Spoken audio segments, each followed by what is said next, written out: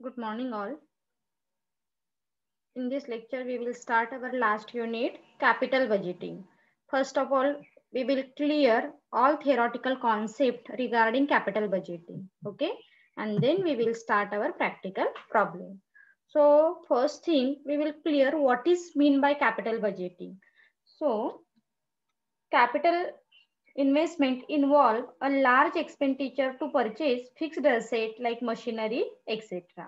Organisation मध्ये capital budgeting हे काय घेतलं इम्पॉर्टंट दिलं जातं ह्या गोष्टीला कारण आपण काय करतो तर a capital invested involve a large expenditure to purchase fixed asset like a machinery म्हणजे जेव्हा आपण कॅपिटल इन्व्हेस्टमेंट करतो तर त्याचं इंटेन्शन काय असतं जे आपले मोठे एक्सपेन्सेस आहेत हे यामधून कुठेतरी रिकव्हर झाले पाहिजे किंवा कॅपिटल इन्व्हेस्टमेंट त्यासाठी युजफुल झालं पाहिजे. फॉर एक्झाम्पल मशिनरी परचेस करायची आहे तर मशिनरी परचेस करण्यासाठी आपल्याला ह्यूज अमाऊंट लागणार आहे, लार्ज अमाऊंटची रिक्वायर असणार आहे.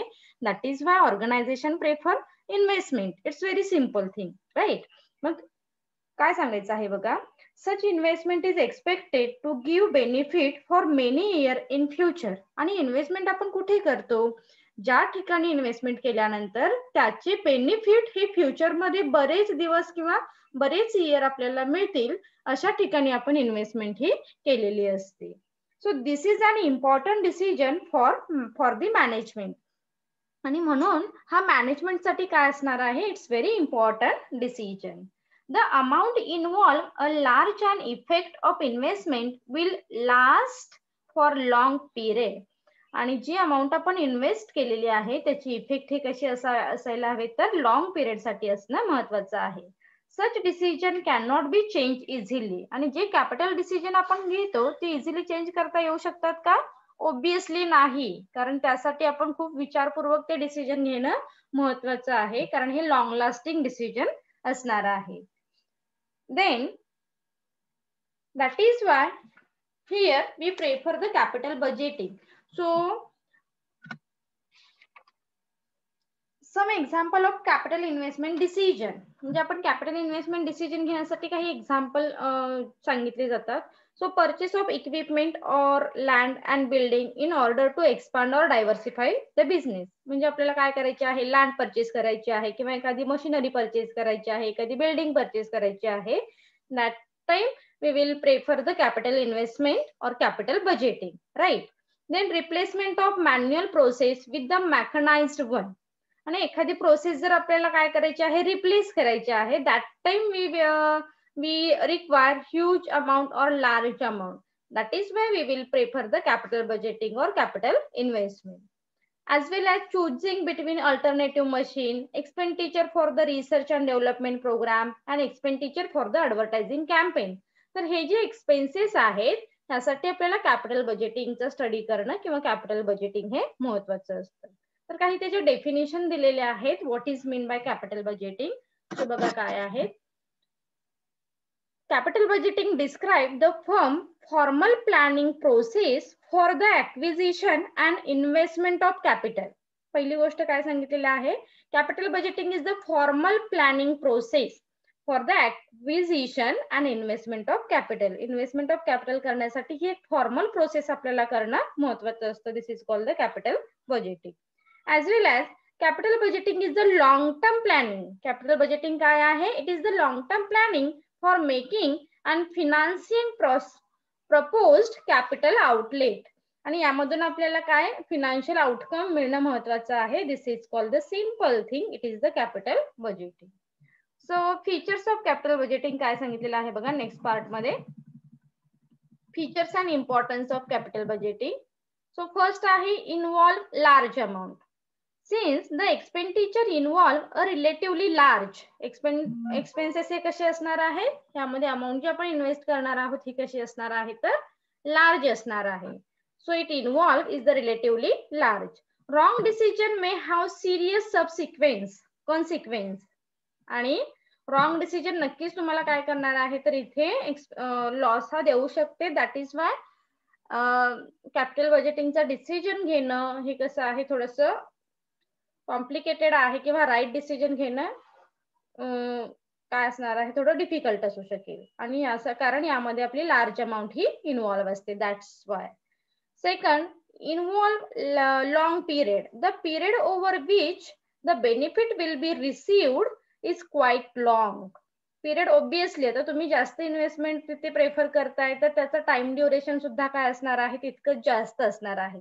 कमी टाइम मध्ये तुम्हाला जास्त बेनिफिट ऑब्विस नक्कीच नाही मिळणार आहे. तर कॅपिटल इन्व्हेस्टमेंट मध्ये किंवा कॅपिटल बजेटिंग मध्ये काय असणार आहे, पिरियड हा लॉंग असणार आहे. Hence a businesses has to suffer for any mistake for many years. आणि यामध्ये काही मिस्टेक होण्याची पॉसिबिलिटी सुद्धा असू शकते, right. So uncertainty, since benefit will arise in future, the outcome of decision is uncertain. Such benefit will arise in future, the outcome is decision is uncertain. Decision कसे असणार आहेत तर uncertain असणार आहेत, कारण याचे जे बेनिफिट आहेत हे कसे असणार आहेत तर फ्युचर मध्ये असणार आहेत, right.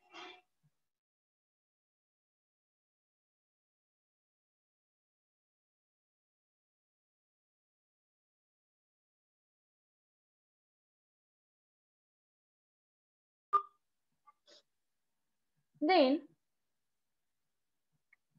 the longer into the future plan are made to more uncertain are the result. म्हणजे इथे ज्या गोष्टी असणार आहेत, ज्या थिंक आहेत ह्या कशा असणार आहेत तर अनसर्टन आहेत, because this is totally related to the future activity and future outcome, that is why. Then point number 4 is highest level. Since capital budgeting decision have effect on the existence, growth and stability of the concern, such decisions are usually taken at highest level of the management.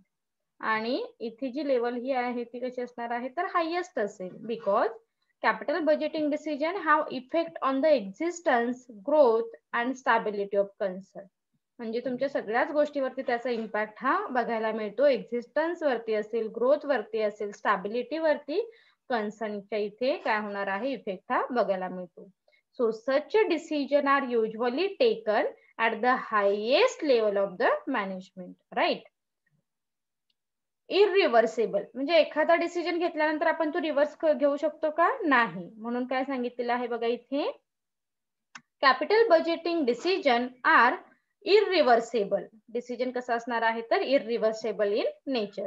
It is often difficult, it is not impossible to reverse the capital budgeting decision involving a huge investment without huge financial losses to the concern. म्हणजे आपण decision हे back नाही घेऊ शकत, कारण आपण इथे काय केलेली असते, ह्यूज इन्व्हेस्टमेंट ही केलेली असते, right. So these are the some advantages and features of capital budgeting. Hope so तुम्हाला ऍडव्हान्टेजेस आणि इम्पॉर्टन्स आणि फीचरचे पॉईंट क्लिअर झाले असतील. तर जेव्हा आपण ही ह्यूज अमाऊंट इन्व्हेस्ट करत असतो त्यावेळी हा डिसिजन हे कसं घेणं कसं आहे तर थोडंसं कॉम्प्लिकेटेड आहे किंवा डिफिकल्ट आहे असं आपण म्हटलेलं आहे इंट्रो मध्ये. That is why organisation prefer various method for take a right decision. आणि इथे ऑर्गनायझेशन किंवा मॅनेजर काय करतात, काही मेथड्स आहेत कॅपिटल बजेटिंगच्या, काही टेक्निक्स आहेत त्या यूज करतात for a take a right or correct decision, जेणेकरून आपल्याला जास्तीत जास्त प्रॉफिट हा फ्युचर मध्ये होण्यासाठी ह्या मेथड्स ह्या वेगवेगळ्या वापरल्या जातात as per the our project, as per the our investment. तर ह्या मेथड्स आणि ह्या टेक्निक्स कोणत्या आहेत हे आपण ह्या नेक्स्ट पार्ट मध्ये लर्न करणार आहोत. So different method, an investment proposal is evaluated by comparing cash inflow with cash outflow. म्हणजे जितका आपण कॅश इनफ्लो केलेला आहे त्याच्यापेक्षा कुठेतरी जास्त आपल्याला त्याचा आउटफ्लो मिळणं महत्वाचं आहे. Different method or techniques made such a comparison in different way. आणि त्याचं कंपॅरिझन आपल्याला करावं लागतं. So these are includes pay back method, first method. Second, pay back मध्ये मग दोन पार्ट दिलेले आहेत. पे बॅक पिरियड मेथड एक आहे आणि पे बॅक प्रॉफिटेबिलिटी मेथड एक आहे. ओके, ह्या दोन मेथड आपल्याला लर्न करायच्या आहेत. सेकंड आहे accounting rate of return, that means average rate of return. Then net present value method and profitability index method. आता ह्याच वरती आपल्याला प्रॅक्टिकल प्रॉब्लेम हे सॉल्व्ह करायचे आहेत. So it should be kept in mind that method or technique is only tool for the decision making. So हे काय आहेत, it is the techniques is only to take a decision making. Decision मेकिंगचे tools आहेत. There is no one best technique for taking a capital investment decision. म्हणजे तुम्ही असं specific एका मेथडला best method आहे, एखादी मेथड निगेटिव्ह आहे असं नाही म्हणू शकत. It's depends on our project. Okay, त्याच्यावरती तो बेस्ट आहे किंवा नाही हे ठरवू आपण. Hence, different firm may use different techniques depending upon the circumstances of each cases. आता तुमचे सर्क्युमस्टान्सेस काय आहेत याच्यावरती काय करतो आपण, वेगवेगळ्या मेथड ह्या चॉईस करतो. A large concern may use more than one technique to evaluate each of its investment project, while a small concern may use only one technique which involve minimum cost and time. आता ज्या small concern आहेत, they will prefer only one technique regarding cost or time point of view, and like a large scale organization prefer or use more techniques. म्हणजे जी best आहे मग ती आपण choice करू, यासाठी ते काय करतात, वेगवेगळ्या टेक्निक्स ट्राय करतात. आणि ज्या स्मॉल आहेत त्या एकाच कोणत्या तरी टेक्निक्सला इम्पॉर्टन्स देतात किंवा त्या पॉइंट ऑफ व्ह्यूने इन्व्हेस्टमेंट ही करत असतात. आपण वन बाय वन लर्न करणार आहोत. फर्स्ट मेथड आहे payback period method. So payback period method म्हणजे काय बघा. The payback period is the length of time a project take to recover it initial cash outlay. म्हणजे पहिली सिंपल थिंग, आपण जी एखादी अमाऊंट इन्व्हेस्टमेंट केलेली आहे ती अमाऊंट कोणत्या इयरला रिकवर होते हे आपण काय करतो, payback period method. So here clearly sed the payback period is the length of time of project taken to recover the initial cash outlay. म्हणजे तुमची इनिशियल स्टेजला तुमची कॅश कधी रिकवर होते हे तुम्ही काय करता, ह्या पेबॅक पिरियड मधून फाइंड आउट करता. It's very simple thing. It is the period required to recover the cost of an investment. Okay, म्हणजे तुम्ही काय करता, इथे पिरियड फाइंड आउट करता. तो पिरियड तुम्हाला सांगेल की ह्या पिरियड मध्ये तुमची इनिशियल आउटले रिकवर होते. फॉर एक्झाम्पल दिलेला आहे इथे. For example, if a project cost ₹10 lakh and bring in cash flow of 5 lakh per year. म्हणजे तुम्ही एका प्रोजेक्ट मध्ये 10 लाख रुपीज काय केलेले आहेत, इन्व्हेस्ट केलेले आहेत आणि प्रत्येक वर्षी तुमचे 5 लाख त्यातून रिकवर होतात. मग तुमचा पेबॅक पिरियड काय असणार आहे तर 2 इयर असेल. म्हणजे दुसऱ्या वर्षी तुम्ही जी इनिशियल आउटले किंवा जी अमाऊंट तुम्ही इन्व्हेस्ट केलेली आहे ती रिकवर होईल. Is it clear? It's very simple thing. So in cash flow 5 lakh per year, it has payback period of payback period of 2 years. 2 वर्षामध्ये तुमची 10 लाख अमाऊंट ही रिकवर इझिली होऊ शकते. मग आपण इथे काय केला, पिरियड इझिली फाइंड आउट केला ह्या पेबॅक पिरियड मध्ये. If the bring in cash flow of 2.5 lakh per year. आणि आता आपण आधीच्या एक्झाम्पल मध्ये कन्सिडर केले की 2 लाख रुपये प्रत्येक वर्षी कव्हर होत आहेत. आता नेक्स्ट जर अशी सिच्युएशन असेल की 2.5 लाख रुपये काय होत आहेत तर कव्हर होत आहेत. He has the payback period of 4 year. म्हणजे तुमचा पिरियड किती असणार आहे, 4 इयर. कारण 2.5 असे जेव्हा 4 एकत्र केले जातील तेव्हाच तुमचे 10 लाख काय होणार आहेत, रिकवर होणार आहेत. It's simple thing. सो आपण ह्या पेबॅक पिरियड मधून काय करतो, तुमचा फेवरेबल पिरियड कोणता आहे, तुमची रिकव्हरीची स्टेज कोणती आहे हे फाइंड आउट करतो. Right. The shorter the payback period the more favourable is the project. आता हे लक्षात ठेवा महत्वाचं, तुमचा पेबॅक पिरियड हा कोणता फेवरेबल असणार आहे की कमीत कमी पिरियड मध्ये तुमची इनिशियल आउटले रिकवर झाली पाहिजे.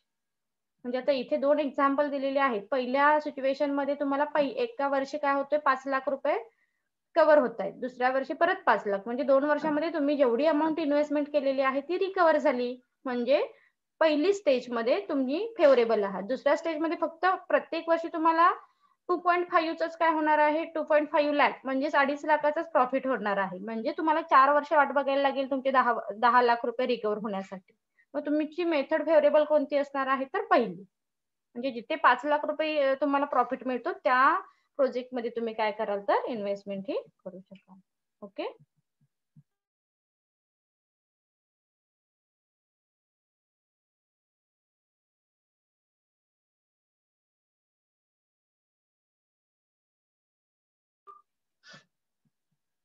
देन फॉर्म्युला दिलेला आहे payback period. In case of project having equal annual inflow, the payback period can be calculated dividing cash outlay by annual cash inflow as below. So payback period चा formula आहे cost of investment, तुम्ही किती investment केलेली आहे divided by cash inflow per annum. Okay, cash inflow per annum काय करा तुम्ही तिथे ऍड करा आणि ऍज पर दी फॉर्म्युला मग तुम्ही फाइंड आउट करा की तुमची अमाऊंट कोणत्या इयरला रिकवर होणार आहे. In case of the inflow are not uniform, तुमचा इनफ्लो हा काय आहे युनिफॉर्म नाहीये. The payback period can be found out by adding up the cash flow of each separate period until the total is equal in the initial cash outlay. आता depends on तुमची outlay किती आहे, म्हणजे sorry तुमचा inflow equal आहे की unequal आहे याच्यावरती काय असणार आहे डिपेंडेबल असणार आहे. सो काय सांगितलं सेकंड केस मध्ये, in case the inflow are not uniform, तुमचा इनफ्लो काय आहे नॉट युनिफॉर्म असेल, the payback period can be found out by adding up the cash flow of each separation period until the total is equal to initial cash outlay. आता हे आपल्याला practical problem मध्ये clear होईल. Evaluation आपण कसं करतो जसं आता सांगितलं, those project having specified or shorter payback period are selected. म्हणजे जो पिरियड कमी आहे त्या पिरियड मधून आपण काय करणार तर आपले त्या पिरियड मध्ये किंवा त्या प्रोजेक्ट मध्ये आपण इन्व्हेस्टमेंट ही करणार. Then step number 4, the step necessary to carry out the evaluation by means of payback period. तर त्याचं इव्हॅल्युएशन कसं करायचं आहे, calculating the cash flow of each project. काय करा कॅश फ्लो तुम्ही चेक करा. Find out the payback period, that is the length of time which each project has to operate to recover its initial investment. ह्या गोष्टीला तुम्ही important द्या. Then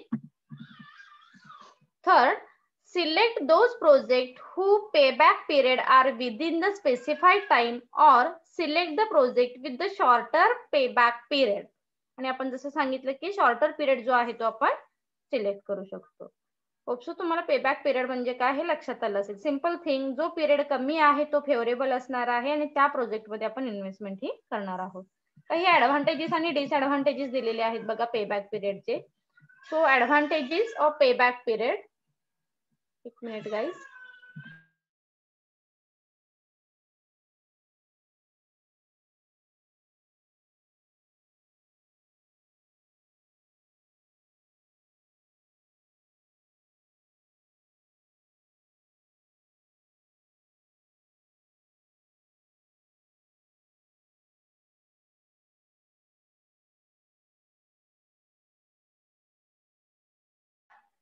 so काही advantages आणि डिसएडव्हान्टेजेस दिलेले आहेत. फर्स्ट आहे easy. Advantages of payback period. It is easy to understand as it involves simple calculation. Payback period आपल्याला लक्षात आलं की कॅल्क्युलेशन हे कसं आहे, it's very simple thing. Avoid risk, आपण काय करतो जेव्हा आपली अमाऊंट रिकवर होते त्या गोष्टीला आपण इम्पॉर्टन्ट दिलेला आहे, म्हणजे आपण रिस्क काय करणार आहोत इथे अवॉइड करणार आहोत. If favourite investment proposal having a shorter recovery period, thus it tend to avoid high risk project. आपण काय केलेलं आहे हाय रिस्क प्रोजेक्ट हे अवॉइड केलेले आहे. ज्या प्रोजेक्ट मध्ये जास्त टाइम स्पेंड होणार आहे असे आपण प्रोजेक्ट सिलेक्ट नाही करत इथे. तर ज्या प्रोजेक्टला टाइम कमी लागणार आहे आणि अमाऊंट आपली इझिली रिकवर होणार आहे अशाच प्रोजेक्टला आपण काय केलेलं आहे इथे इम्पॉर्टन्ट दिलेलं आहे. Insure liquidity, the selection of project which short payback period insure liquidity. So लिक्विडिटीला तुम्ही काय केलं इथे इम्पॉर्टन्ट दिलेलं आहे, select the project with short payback period, right. Quick decision where the estimate of profitability need not a very accurate, this method help to take a quick decision. आपले decision इथे कसे असणार आहे क्विक असणार आहे. Cheaper, it cost less than most of the sophisticated techniques which require lot of analysis time and the use of computer. Cheapest आहे कारण फक्त आपल्याला इथे काय फाइंड आउट करायचं आहे पिरियड. पण काही डिसएडव्हान्टेजेस सुद्धा आपल्याला बघायला मिळत आहेत. सो काय आहेत बघा. First, ignore later cash flow, म्हणजे त्याच्यानंतर जो रिकवर झाल्यानंतरचा जो कॅश फ्लो आहे तो आपण इथे कन्सिडर नाही करत आहे किंवा त्याला इग्नोर करतो. So this is the disadvantages. It ignore cash flow beyond the payback period. It does ignore long project through they may generate substantial cash flow in latter year. आणि त्याच्यानंतरचा जो कॅश फ्लो आहे आपण काय केलेला आहे इथे consider नाही केलेला किंवा इग्नोर करतो. Ignore time value of money. It does not take into account the time value of money as the give equal value to each rupee of profit where it is the earned in year first or 5. And last, arbitrary. The selection of the time period within each an acceptable project must recover its cost is arbitrary. आणि हे arbitrary मुळे काय आहेत असे काही disadvantages आपल्याला बघायला मिळतात. Right? So these are some advantages and disadvantages of payback period. आता त्याच्यानंतरचा पार्ट आहे payback profitability. काय आहे बघा payback profitability. So an important limitation of traditional payback period, it is the neglect the profitability of investment during the project after the payback period of the investment. म्हणजे आधी ज्या point मध्ये आपण काय बघितलं नंतरची प्रॉफिटेबिलिटी आपण निग्लेक्ट केली होती आणि ती ओव्हरकम करण्यासाठी आपण हा कुठेतरी नेक्स्ट पॉइंट म्हणजे ही नेक्स्ट मेथड लर्न करणार आहोत payback period profitability. To get rid of this limitation, it is suggested to calculate inflow or post payback period for the economic life of various project. आणि नंतरचा जो post payback period आहे हा आपण काय करतो ह्या मेथड अंडर कन्सिडर करतो. So if the other thing remain equal, that project is to be preferred which has highest payback period profit. The calculations such as profit, the following step are to be taken. So यासाठी आपल्याला काही step काय कराव्या लागणार आहे consider कराव्या लागणार आहे. So first find out the surplus life in year. So surplus life of year काय करावी लागेल आपल्याला फाइंड आउट करावी लागेल. This is the excess of actual economic life in year over payback period in year. Okay so काय सांगितलं first find out the surplus life in year. Surplus life काय करायची आहे फाइंड आउट करायची आहे. This is the excess of actual economic life in year over payback period in year. Second, if annual cash flow are even for the entire period, multiply the annual cash flow by the surplus life in year. मग आता हे कसं calculate करायचं आहे त्याचं formula दिलेला आहे बघा इथे. So payback profitability is equal to cash inflow total त्याची करायची आहे आणि मायनस कॉस्ट ऑफ इन्व्हेस्टमेंट. तुम्ही म्हणजे आपण इझिली काय करू शकतो त्याची प्रॉफिटेबिलिटी फाइंड आउट करू शकतो. तर हे प्रॅक्टिकल प्रॉब्लेमच्या वेळी तुम्हाला इझिली क्लिअर होईल. त्याच्यानंतर नेक्स्ट मेथड जी आहे ती आहे accounting rate of return. ARR असं म्हटलं जातं. काय आहे बघा accounting rate of return. Under this method also called average rate of return. ह्यालाच काय म्हटलेलं आहे ऍव्हरेज रेट ऑफ रिटर्न असं म्हटलेलं आहे. According accounting profit is the basis of evaluation. Here profit is expressed as the percentage of investment. आणि इथे तुम्ही काय करता तर पर्सेंटेज फॉर्म मध्ये तुमचा प्रॉफिट हा कॅल्क्युलेट करता. सो ARR त्याचा फॉर्म्युला दिलेला आहे इथे. Accounting rate of return is equal to average profit after tax divided by average capital investment into 100. So this is the basic simple formula हा तुम्हाला इथे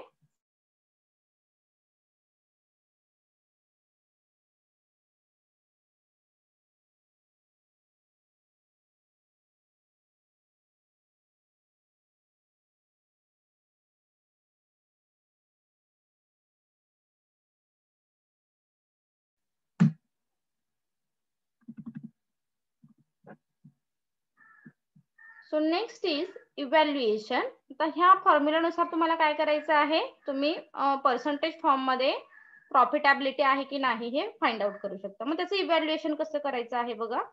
project are chosen which have an average rate of return is equal to or greater than the predetermined level, or whether a choice has to be made between the project with one with highest average rate of return is preferred. म्हणजे ज्याचा rate of return is higher आहे तो project आपण इथे काय करणार आहोत तर चॉईस करणार आहोत. It's very simple thing. Profitability index मध्ये आपण काय केलं होतं, सॉरी पेबॅक पिरियड मध्ये ज्याचा पिरियड कमी आहे तो चॉईस केला होता. पण ARR मध्ये आपण काय करणार आहोत, ज्याचा रेट जास्त आहे तो चॉईस करणार आहोत. स्टेप बघा त्याच्या कशा आहेत. First calculate the average capital investment in the project. पहिल्यांदा ऍव्हरेज कॅपिटल कॅल्क्युलेट करावं लागेल. Determine the profit generated by the project. म्हणजे आता हे प्रॅक्टिकल वरून क्लिअर होईल. Find out the average annual profit and then express the annual average profit from step number 3. Okay. So आणि त्याच्यानंतर मग काही ऍडव्हान्टेजेस डिसएडव्हान्टेजेस दिलेले आहेत तुम्हाला. सो ते काय आहेत बघा. Some advantages and some disadvantages. So it is the simple to understand and easy to adopt as profit can be easily ascertained from the profit and loss account. Okay. ARR method under we can easily find out the profit and loss for particular investment. Second, it bring into the consideration the profit earned over the whole life of the project. आणि actually त्या project ची whole life काय आहे हे आपण इथे easily calculate करू शकतो. It allow the comparison of project with require different amount of initial capital investment. आणि इथे आपण डिफरंट प्रोजेक्टचं कंपॅरिझन सुद्धा इझिली करू शकतो. The minimum rate of return can be set with reference to the cost of finance used by the company plus the additional return is require its own profit. म्हणजे तुमचं additional profit सुद्धा तुम्ही इथे acquire करू शकता.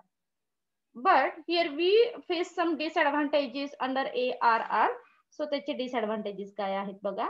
It is based on the accounting profit and not on cash flow. Accounting profit वरून आपण काय करतोय तर प्रॉफिटेबिलिटी फाइंड आउट करतो. So profit are not cash flow.